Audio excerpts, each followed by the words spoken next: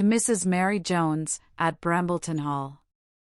Dear Mary Jones, Miss Liddy is so good as to enclose me in a kiver as fur as Gloucester, and the carrier will bring it to hand. God send us all safe to Monmouthshire, for I'm quite jaded with rambling. 'Tis a true saying, live and learn. Zero woman, what chuckling and changing have I seen. Well, there's nothing sartain in this world. Who would have thought that mistress, after all the pains taken for the good of her precious soul, would go for to throw away her poor body?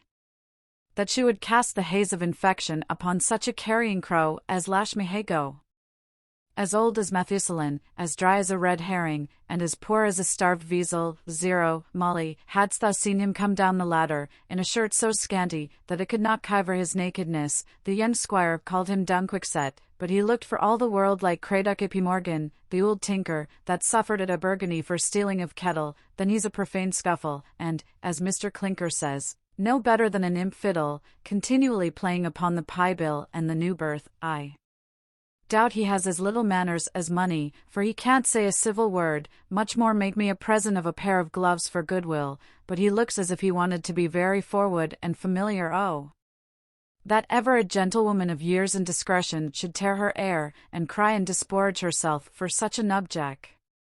As the song goes, I vowed she would fain have a bird that bid such a price for an owl.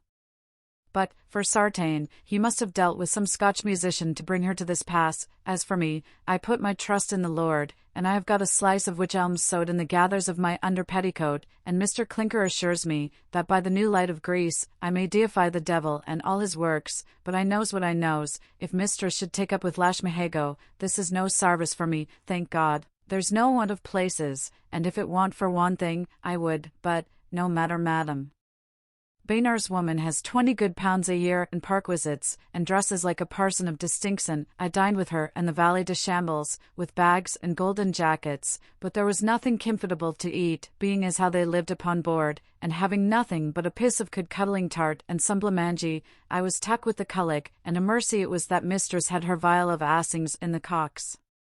But, as I was saying, I think for sartain this match will go forward, for things are come to a crisis, and I have seen with my own bays such smuggling, but I scorn for to exclose the secrets of the family, and if it once comes to marrying, who knows but the frolic may go round. I believes as how Miss Liddy would have no reversion if her swan would appear, and you would be surprised, Molly, to receive a bride's fever from your humble servant, but this is all suppository, dear girl, and I have sullenly promised to Mr. Clinker, that neither man, woman, nor child shall know that Arrow said a civil thing to me in the way of infection. I hope to drink your health at Brambleton Hall, in a horn of October, before the month be out. Pray let my bed be turned once a day, and the window opened, while the weather is dry, and burn a few billets with some brush in the footman's garret, and see their matrash be dry as a bone, for both our gentlemen have got a sad goodbye lying in damp shits at Sir Thomas Balfart's. No more at present, but my sarvice to Saul and the rest of our fellow servants, being, dear Mary Jones, always yours, Win. Jenkins, October 4th.